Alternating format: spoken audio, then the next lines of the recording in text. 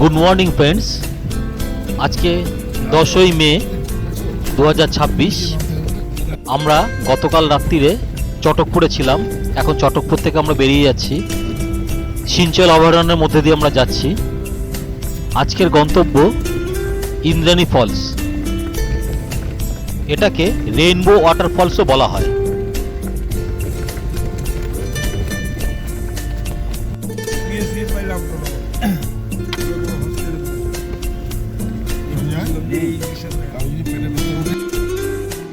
সোনাদায় যে পেট্রোল পাম্পটা আছে তার পাশ দিয়ে একটা রাস্তা নিচের দিকে নেমে গেছে। সেই রাস্তা ধরেই আমাদের গাড়ি নিয়ে নেমে চললো। এখানেও সেই ঘন অরণ্য, ঘন জঙ্গল, তার মধ্যে দিয়ে কাঁচা রাস্তা, বোল্ডারের রাস্তা। ঝাঁকুনি খেতে খেতে আমাদের গাড়ি নিচের দিকে নামতে থাকলো।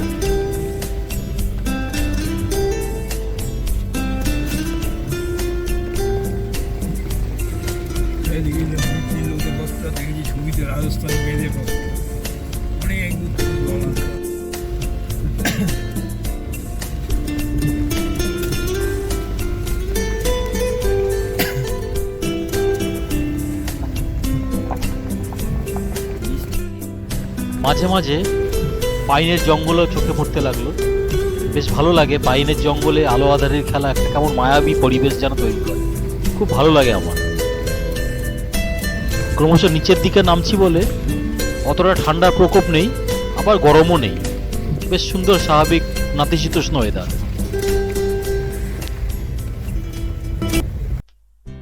আমরা এসে গেছি আমাদের ডেস্টিনেশনে। এই পথ দিয়ে আমরা এলাম।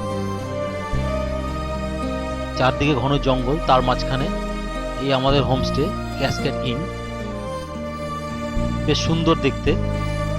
এই চারপাশে ঘন জঙ্গল, আশেপাশে কোনো বাড়ি বা কোনো গ্রাম বা কোনো লোকালয় বা আর কোনো হোমস্টে নেই। এই একটি এখানে রয়েছে। নিচে রেস্টুরেন্ট, ওপরে 3টি ঘর এবং তারও ওপরে আরো 2টি ঘর, মানে মোট 5টি ঘর এখানে আছে। এই রাস্তার উল্টো দিকে ছোট্ট একটি বাঁশ দিয়ে ঘেরা কুড়ে ঘরের মতো বেশ বসার জায়গা, বেশ ভালো। আর তার পাশে ওই দূরে ইন্দ্রাণী ফলস বা রেইনবো ফলস। জুম করে দেখাচ্ছি। ঘন জঙ্গলের মধ্যে দিয়ে ওপর থেকে জলের ধারা হঠাৎ করে নিচে নামছে। বেশ সুন্দর লাগছে দেখতে। আর তার ঠিক উল্টো দিকেই এই হোমস্টে। চলুন এবার ভেতরে গিয়ে ঘরগুলো দেখাই। পাশে সিঁড়ি দিয়ে, রেস্টুরেন্টের পাশ দিয়ে, এখান দিয়ে এসে এই সিঁড়ি দিয়ে ওপরে উঠতে হবে। ওপরে ফার্স্ট ফ্লোরে 3টি ঘর, আর এইখানে বাদিকে ওপরে মানে সেকেন্ড ফ্লোরে যাওয়ার সিঁড়ি, ওপরে আরো 2টো ঘর আছে। তা আমাদের এই ফার্স্ট ফ্লোরেই ঘর ছিল। চলুন ঘরগুলোও দেখাচ্ছি। সামনে বারান্দাটা খুবই সুন্দর। রেলিংটা ছোট ছোট ফুল গাছ দিয়ে সাজানো, বিভিন্ন রকম ফুল গাছ বা পাতাবাহার গাছ। 3টি ঘর আছে, কাঠের কারুকার্য করা। আমরা 4 জন 2টি ঘর নিলাম। প্রতিটি ঘর একই রকম দেখতে। একটি ডবল বেড রয়েছে, একটা ছোট্ট টেবিল, একটা বেতের চেয়ার, উপরে ফল সিলিং করা। ভেতরে টয়লেটটা ছোট, পরিষ্কারই আছে, পরিষ্কার পরিচ্ছন্ন। ওয়েস্টার্ন কালচার বেসিন, কিন্তু এখানে গিজার নেই। ওরা বলল সকালবেলা স্নানের জন্য গরম জল দিয়ে দেবে বালতি ভরে। সামনে বারান্দাটাই সুন্দর। বারান্দার পাশে উল্টো দিকেই এরকম ঘন জঙ্গল, সবুজ, শুধু সবুজ আর সবুজ, আর কিছু নেই। আর এই সবুজের মধ্যেই উল্টো দিকে ডান দিকে রেইনবো ফলস। এই যে জুম করে দেখাচ্ছি। খুব শান্ত নিস্তব্ধ পরিবেশ। এই হোমস্টের জনপ্রতি ভাড়া 1500 টাকা সারাদিন একজনের, জনপ্রতি থাকা খাওয়া নিয়ে। আমরা একটু দরাদরি করে 1400 রাজি করালাম। ঘরে লাগেজ রেখে রেইনবো দেখতে বেরিয়ে পড়লাম, অর্থাৎ রেইনবো ওয়াটারফলস দেখতে। একটু কাঁচা পথ ঘুরে ঘুরে জঙ্গলের মধ্যে গিয়ে নিচে ওইখানে নেমেছে। চলুন ওখানে যাওয়া যাক।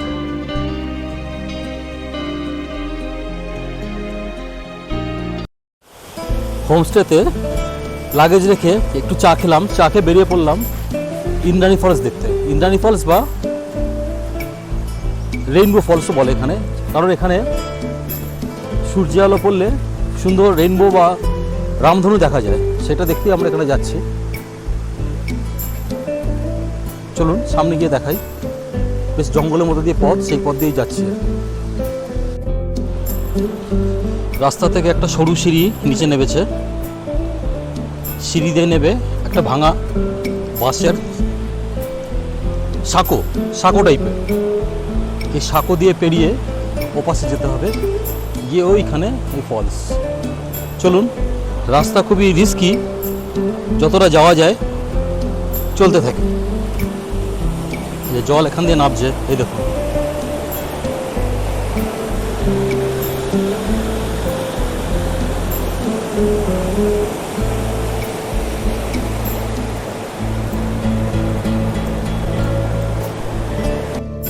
জঙ্গলের মধ্যে দিয়ে পথ, যেখান দিয়ে এই সাঁকোটা পেরিয়ে এলাম, সাঁকো পেরিয়ে এইখান দিয়ে যাচ্ছি পাথুরে পথ বেয়ে।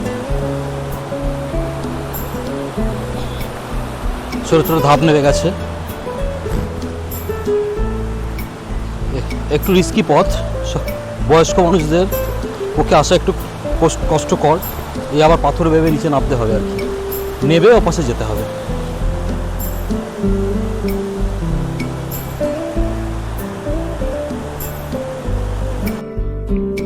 পাথরটা তো ডিঙিয়ে এসে এই সরু এইটুকু পথ অ্যাকচুয়ালি এটা নয়। ডান দিকে অ্যাপার্টমেন্ট ওয়াল রয়েছে, বড় কংক্রিটের ব্লক দিয়ে বাঁধানো দেয়াল, তার পাশে যে সরু যেটুকু রাস্তা 1 ফুটেরও কম হবে, এখান দিয়ে পা ফেলে ফেলে সাবধানে যেতে হচ্ছে। অ্যাকচুয়ালি এইটা এই ফলসে যাওয়ার রাস্তা নয়, এটা শর্টকাট একটা রুট। আসল রাস্তাটা এই উপরে ডান দিক দিয়ে, ওপর দিক দিয়ে একটা রাস্তা আছে। সাধারণত টুরিস্টরা এই পথটা দিয়ে শর্টে আসে। এই যে সামনে আমরা এসে গেছি ফলসের সামনে, ওপর থেকে জল রাশি নিচে লাফিয়ে পড়ছে।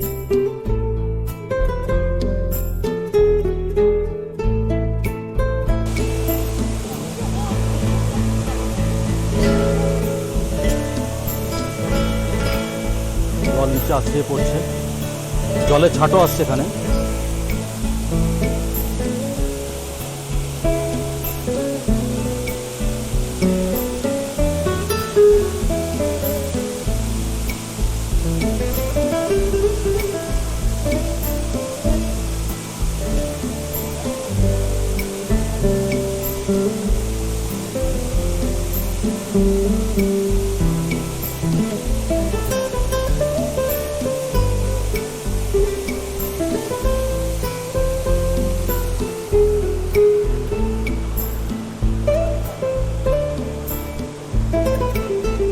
দিঘো পাহাড়ের উপর থেকে একটা হালকা ধারা নামছে, আর ওই উল্টো দিকে ওই যে দূরে আমাদের হোমস্টেটা, যেটা তখন উপরে হোমস্টে থেকে দেখাচ্ছিলাম, এই সেই হোমস্টে উল্টো দিকে। অনেকেই এসেছে এখানে, ফলসের সামনে যাচ্ছে, গিয়ে ছবি তুলছে। হ্যাঁ,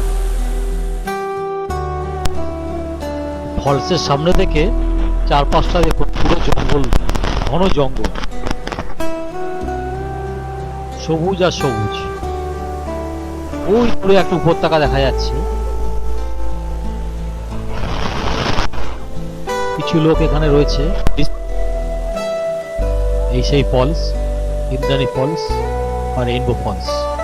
এই উপর দিয়ে রাস্তা আছে একটা আসার, তো সেই রাস্তাটা কেউ খুব একটা ব্যবহার করে না। এখানে সবাই শর্টকাট রাস্তাটা দিয়ে আসে, যেটা দিয়ে আমি এলাম। রাস্তার কন্ডিশনটা একবার দেখুন, এবড়ো থেবড়ো পাথুরে পথ, ঝোপঝাড়ের মধ্যে দিয়ে পিছনে জলের ছাটে পিছল হয়ে আছে। আমি তো প্রায় একবার হড়কে গেছিলাম। বয়স্ক লোকেদের পক্ষে এখানে আসা খুবই রিস্কি। অ্যাকচুয়ালি এটা কোনো পথই নয়, স্থানীয় লোকেরা শর্টকাটে যাওয়ার জন্য এটি আবিষ্কার করেছে এবং এইটা দিয়ে এখন টুরিস্টরা যাতায়াত করে, এখানে আসে। ফলস দেখি আমরা আবার ফিরে চলো আমাদের হোমস্টেতে। পথটা বেশি কঠিন, উঁচু উঁচু বড় বড় পাথরের মধ্যে দিয়ে পা দিয়ে চলতে হলো। বেশ কিছু নামা আছে, আবার ওঠাও আছে। কিছু লোক গেছে, ওয়েদারটাও ভালো, তবে এখানে সেরকম নিচে বলে অতটা ঠান্ডা নেই, হালকা আরামদায়ক ওয়েদার। এসে গেলাম আবার পিচ রাস্তায়, ওই সামনে বাঁদিকে আমাদের হোমস্টে। এবার সোজা ডাইনিংয়ে যাব। আমরা চটকপুর থেকে সকালবেলা স্নান করে ব্রেকফাস্ট করে বেরিয়েছি।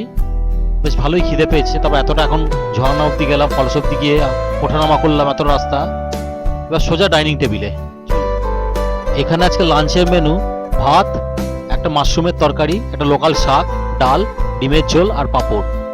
রান্না বেশ ভালোই করেছিল, কিন্তু আমার একটু ঝালটা বেশি মনে হলো। Good evening. এখন সন্ধ্যা হয়ে আসছে। আমরা আছি ইন্দ্রাণী ফলসের পাশে। একটু বিকেলবেলা মানে সন্ধ্যার আগে একটু হাঁটতে বেরোলাম, বেশ ভালোই লাগছে। কেউ এখানে লোকজন নেই। এখানে কিছু ট্যুরিস্ট যারা লোকাল তারা আসে, এসে চলে যায়, কিন্তু এখানে খুব একটা কেউ স্টে করে না। আমরাই এখানে স্টে করছি। এই সন্ধ্যে হয়ে আসছে, চারপাশে জঙ্গল। রাতে আর বেরোতে পারবো না বলে একটু হাঁটতে বেরোলাম। আলোটাও কমে গেছে। চলুন, তবে ভালো লাগছে। বিভিন্ন পাখি ডাকছে, পাখির আওয়াজ শুনলাম। এই জঙ্গলে লেপার্ড আছে, দেখা যাক যদি কিছু দেখতে পাই। বেশি দূরে যাব না, একা একা ঘোরাটা একটু রিস্কও আছে। চারদিকে পাহাড় দিয়ে ঘেরা। দেখুন পেছনটা দেখাচ্ছি, এই যে রাস্তা। আমরা তখন এদিক থেকেই এসেছি। এদিক থেকে 7 কিলোমিটার উপরে উঠলে সোনাদা বাজার, সেখান থেকে এসেছি। এইখানে আগে এই যে পিচের এখন রাস্তা রয়েছে, আমি দেখাচ্ছি রাস্তাটা।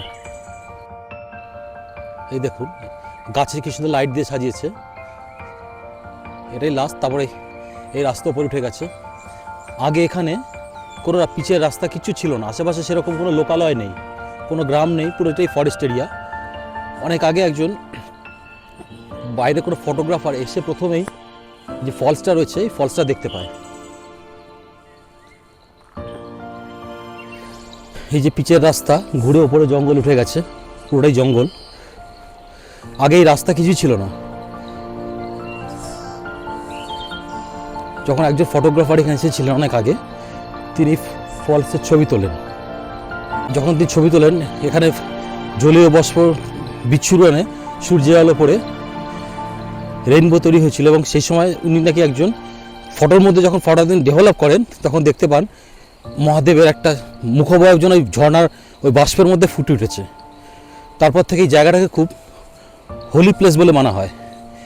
এবং তৎকালীন সুভাষ ঘিসিং এই রাস্তাটি তৈরি করেন, পিচের রাস্তা তৈরি করেন। মাঝে জঙ্গলে কোথাও কোথাও এরকম ভাঙা আছে, বা তারপরে হয়তো রিপেয়ার হয়নি, জঙ্গল ফরেস্ট এরিয়া বলে এই রাস্তাটা তৈরি হয়।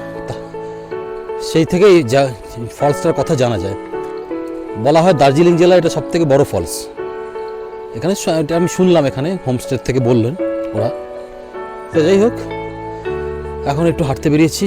অন্ধকার হয়ে আসছে, বেশি দূর যাবো না, যেহেতু চারদিকে পুরো জঙ্গল। আশেপাশে সেরকম লোকালয় কিছু নেই, এইখানেই হোমস্টেই আছে। আর মাঝখানে আসার পথে কিছু হোমস্টে দেখেছিলাম, সে আলো ওপরে, অনেকটাই ওপরে। এখন এসে গেছি আমাদের হোমস্টের সামনে। এবার ওরা ইভিনিং স্ন্যাক্স দেবে। এই হোমস্টে ডিটেলসটা আমি পরে ডিসক্রিপশন বক্সে দিয়ে দেবো।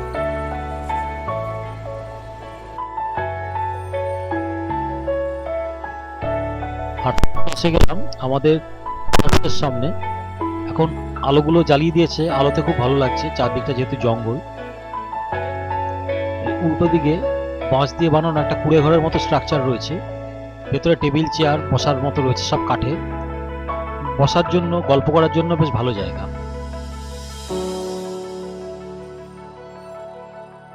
Good morning. আমরা এখন আছি ইন্দ্রাণী ফলস বা রেইনবো ফলসে। আজকে এখন ঘড়িতে সকাল 8টা বাজে।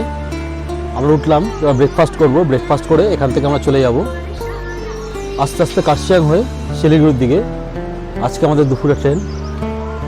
এই 3 দিনে ঘোরাটা বেশ ভালোই কাটলো, খুব সুন্দরভাবে কাটালাম প্রকৃতির মধ্যে। ওয়েদারও খুব ভালো পেলাম, আজকেও এত রোদ ঝলমল ওয়েদার। এই বেড়ানো মোটামুটি শেষ। আর হোমস্টেটাও এখানে ভালো লাগলো, পরিবেশটা বেশ ভালো। ফরেস্টের মধ্যে একটা মাত্র এই হোমস্টে, এতে 3, 4, 5টা ঘর আছে। ডিটেলসটা দিয়ে দেবো, আপনারা দেখতে পারবেন, দেখে বুক করতে পারবেন। এবার আমরা আস্তে আস্তে রেডি হই, স্নান টান করে ব্রেকফাস্ট করে বেরোবো। আবার পথে দেখা হবে।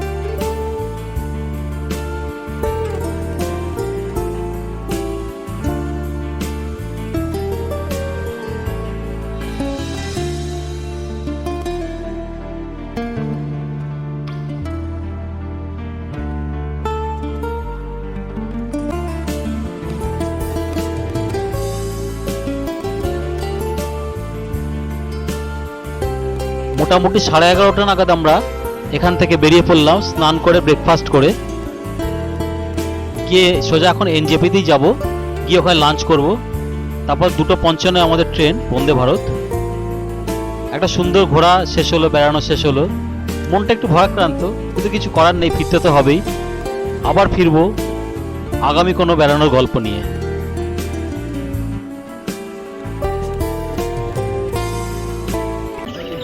কার্শিয়াং পেরিয়ে রোহিণী নদ দিয়ে নামার সময় সুন্দর চা বাগানের মধ্যে একটু দাঁড়াতে ইচ্ছে হলো। আমরা দাঁড়ালাম, কিছু ছবি তুললাম।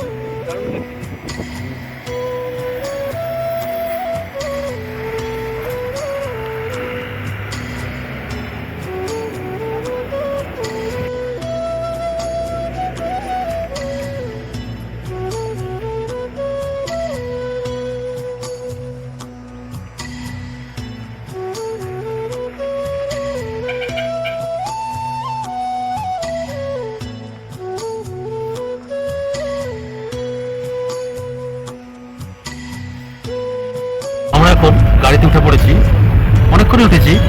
কার্শিয়াং হয়ে রোহিণী রোড দিয়ে আমরা এখন নামছি নিচে এনজিপির দিকে। আমাদের ট্রেন 3টে নাগাদ বন্দে ভারত, আর কিছুক্ষণ পরে পৌঁছে যাব। একটু বেড়ানোটা, 3 দিনের বেড়ানো এখানেই শেষ হলো। আবার সামনে নেক্সট ট্যুরে আবার আপনাদের সবার সাথে দেখা হবে। সবাই ভালো থাকবেন, ভালো লাগলে লাইক কমেন্ট শেয়ার করবেন। নমস্কার।